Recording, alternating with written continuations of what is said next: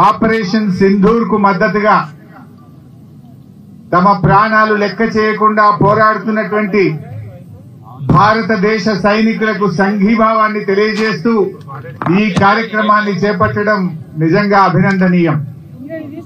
మనం సైనికుల్లాగా సరిహద్దుల్లోకి వెళ్లి పోరాడలేకపోవచ్చు, కానీ పోరాడుతున్నటువంటి సైనికుల మనోస్థైర్యాన్ని పెంచే విధంగా వారికి సంఘీభావాన్ని తెలియజేస్తూ ఈ కార్యక్రమాన్ని చేపట్టుకుంటా ఉన్నాం.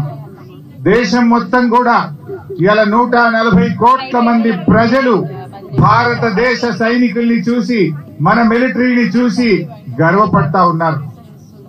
మనం జనరల్ గా అనుకుంటాం దేశ సరిహద్దులంటే అది భౌగోళికంగా అని అనుకుంటాం, కానీ దేశ సరిహద్దులంటే కేవలం భౌగోళికమే కాదు, ఈ దేశ ప్రజల ఆశలు, ఈ దేశ ప్రజలందరికీ కూడా భద్రత కల్పించడం. ఎందుకంటే ఈరోజు సైనికులు దేశ సరిహద్దుల్లో పోరాడుతున్నారంటే వాళ్ళు కేవలం భౌగోళికంగా మన భూమిని కాపాడమే కాదు, భారతదేశ వారసత్వాన్ని కాపాడుతున్నారు, భారత సంస్కృతిని కాపాడుతున్నారు.